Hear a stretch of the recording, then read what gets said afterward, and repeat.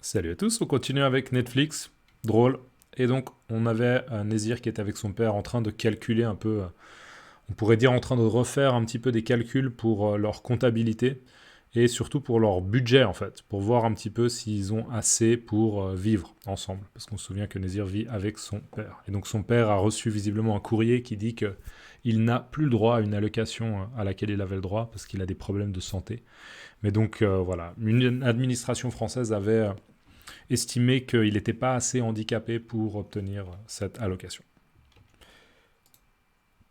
Inch'Allah, avec... il te donne une prime. Inch'Allah, avec la chaleur qu'il fait en ce moment, il va pleuvoir bientôt. Inch'Allah. Oui. Ça fait 1097 euros. J'aime bien comme Nézir dit oui, c'est un peu un oui qui sonne. Oui, oui, papa, oui, oui, d'accord, d'accord, super, génial. Tu as beaucoup d'espoir, mais c'est pas très réaliste. Ensuite, il y a les chapeaux du stand-up.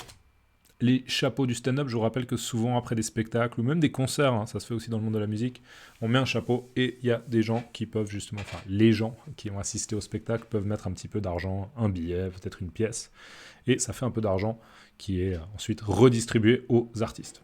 Donc les chapeaux du stand-up. Il y a les chapeaux du stand-up.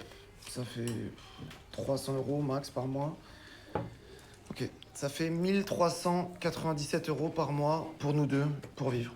Voilà, là juste, c'est évident que vous pouvez taper, hein, combien faut-il d'euros pour vivre en France à deux.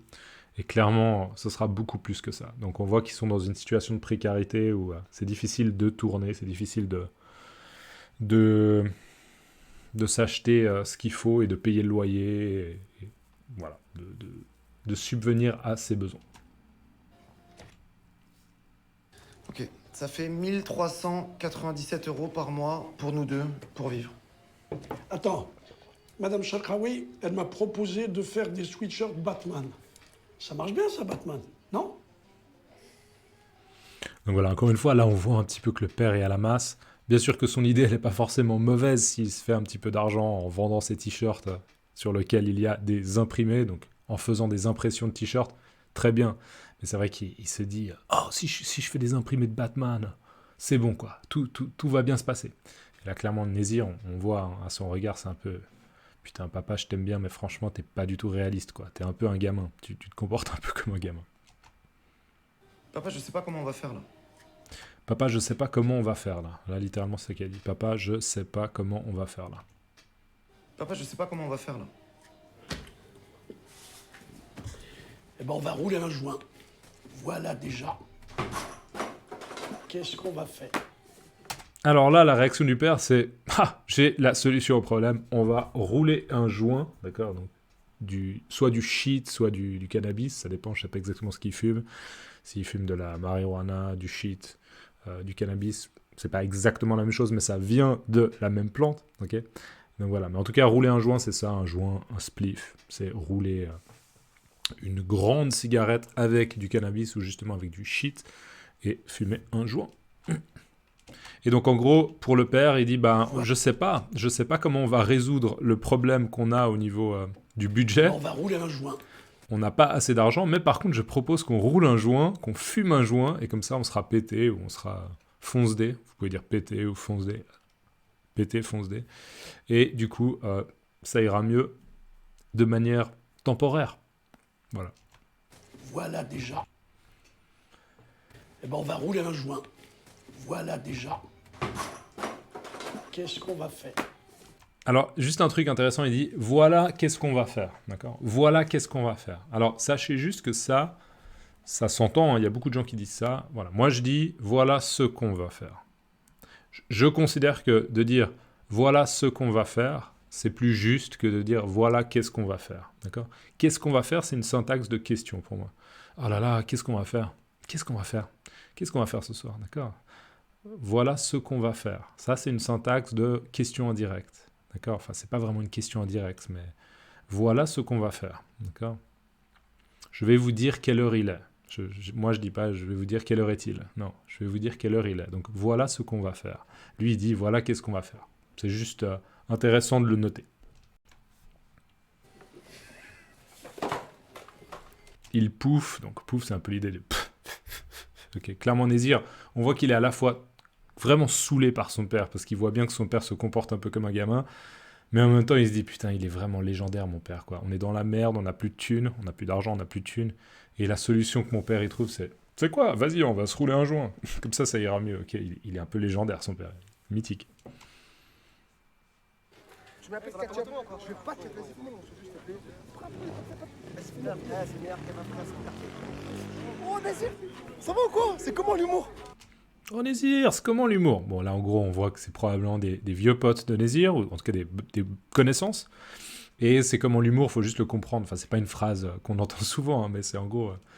vas-y, moi je suis pas dans le monde de l'humour, je suis pas dans le monde du stand-up, c'est comment ça se passe pour toi, tu vois? Je sais que tu fais du stand-up, comment ça se passe? Oh, Nazir, ça va ou quoi? C'est comment l'humour? Ouais, ça va. Tu nous présentes Jabel.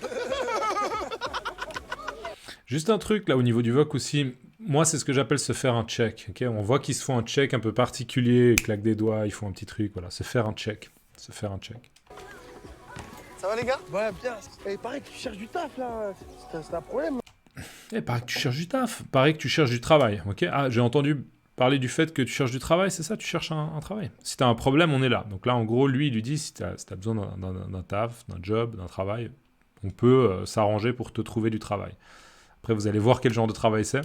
Mais on est là, nous. Hein. Ah, je sais. Y'a pas de problème. Hein. Merci Mokhtar, merci. Mais tu sais très bien, si je travaille pour toi, Ouais. ton empire il s'écroule direct, frère.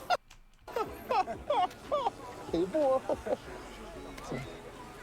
Alors, elle est où la blague là? Donc là, regardez juste cette petite scène. C'est bon, hein. On a ce mec qui débarque, qui arrive et qui lui file. Moi j'appelle ça un paxon, personnellement. Un paxon, ou un cello. C'est un petit sac de cellophane dans lequel il y a de la weed, dans lequel il y a du cannabis, dans lequel il y a peut-être du shit. Je sais pas exactement, encore une fois, s'il fume du shit ou du cannabis, c'est pas très important. Mais en tout cas, clairement, c'est ce que fume le père de Nézir. Et Nézir, à mon avis, il tire aussi sur le joint avec son père. D'accord? Donc finalement, ces mecs-là, c'est des dealers. Ok, c'est ce qu'on comprend. Ils sont là posés. Il y a lui qui, peut-être, qui cache la weed par ici. Et puis là, il la lance. Et puis lui, il la donne. Okay, donc c'est un peu un espèce de petite équipe comme ça organisée qui deal. D'accord, ils font du deal. Et c'était quoi la blague de Nézir? Attendez, si t'as un problème, on est là. Ouais. Ça va les gars? Donc le taf, le travail, tu cherches du taf. Ouais, bien. Et pareil que tu cherches du taf là. Et il paraît que tu cherches du taf là. C'est un problème. On est là, nous. Hein. Ah, je sais. Y'a pas de problème. Donc Nézir, visiblement, il sait depuis longtemps que s'il veut dealer et se faire des thunes comme ça, il peut, mais il n'a pas forcément envie de le faire, visiblement. Merci Mokhtar, merci. Mais tu sais très bien, si je travaille pour toi, Si je travaille pour toi, ton empire il s'écroule direct, frère. ton empire, il s'écroule direct, frère, d'accord? Si je travaille pour toi, ton empire, il s'écroule direct, frère. Donc, je comprends pas exactement s'il y a une blague particulière. Est-ce que... Si, tu sais très bien, ouais, je sais pas, c'est juste une manière de dire, ouais, Nézir... Mokhtar, visiblement, le mec qui est posé, c'est peut-être un peu le boss comme ça de ce... comment dire? Boss de ce trafic, d'accord? De cette équipe de trafiquants de drogue. Et du coup, Nézir, il lui dit, si je commence à travailler pour toi, je vais devenir encore plus bon que toi. Je vais prendre le dessus et ton empire, il va s'écrouler. Peut-être c'est ça, ou bien... Non, peut-être ça veut dire que Nézir, il va faire de la merde, et que du coup, l'Empire va s'écrouler. Je sais pas exactement, je vais la regarder une dernière fois, mais je suis pas sûr de voir l'interprétation de cette blague. Si je travaille pour toi, ton empire il s'écroule direct, frère. Ouais, c'est peut-être plutôt pour ça, c'est peut-être plutôt de l'autodérision. Nézir, il dit en gros, moi si je travaille pour toi, mec, ton business c'est fini, je suis incapable de travailler pour toi, peut-être. Je sais pas. Ça va Ibrahim, son dos. Ça va Ibrahim son dos. Donc là, visiblement, Mokhtar, il connaît son père. Il lui dit comment ça va, les problèmes de dos. Ouais, ça va, alhamdoulilah. T'es sûr, hein? Ouais, ça va. Grâce à la pharmacie Mokhtar, ça va. La pharmacie Mokhtar. Donc là, Nézir, il sort des blagues. Comment ça va? Comment ça va Ibrahim? Ok, comment ça va son dos? T'es sûr? Ça va Ibrahim, son dos. Alors là, juste, Nézir, il va utiliser une expression aussi, sauf erreur de ma part, c'est de l'arabe. Je sais pas si ça se dit dans n'importe quelle... variété d'arabe, je ne sais pas si ça se dit aussi en arabe classique, mais je l'entends beaucoup de personnes qui viennent du Maghreb, donc je crois que c'est Hamdoulillah.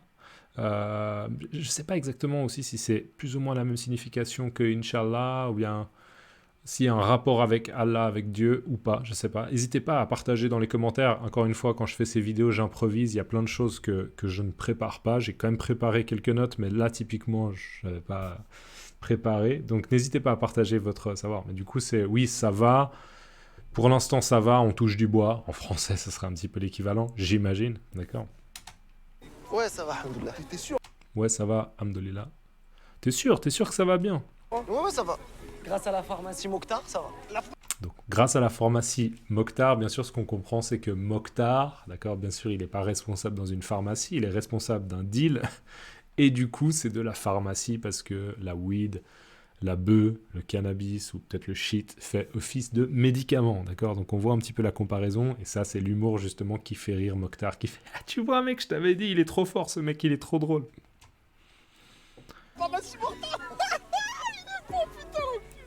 Il est bon, putain, l'enculé, d'accord. Il est bon, il est fort en stand-up, il a de l'humour. Putain, l'enculé.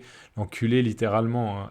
Littéralement, l'enculé, juste, ça veut dire le sodomiser, d'accord. Littéralement, le sodomiser avec accent aigu. Mais l'enculé, c'est une insulte qui est vraiment vulgaire, agressive. Mais là, dans ce contexte, clairement, c'est pas une insulte, c'est juste... Il est trop fort, d'accord? Donc on insulte la personne, mais c'est une manière de flatter le fait que Nézir, il est fort avec ses blagues. Okay, il a beaucoup d'humour et il a de la répartie. Il arrive à sortir les blagues au bon moment.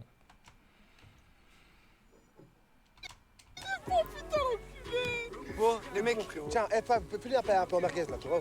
Filez-lui un pain merguez. Donnez-lui un pain merguez. Oh. Non, les mecs, tiens, fais-lui un peu en merguez là, tu vois. Alors là, honnêtement, je sais même pas ce qu'il est. Je pense qu'il s'adresse à un mec. Je comprends pas le nom de ce mec, donc déjà j'ai du mal à comprendre la phrase. Mais voilà, c'est difficile à comprendre même pour un francophone.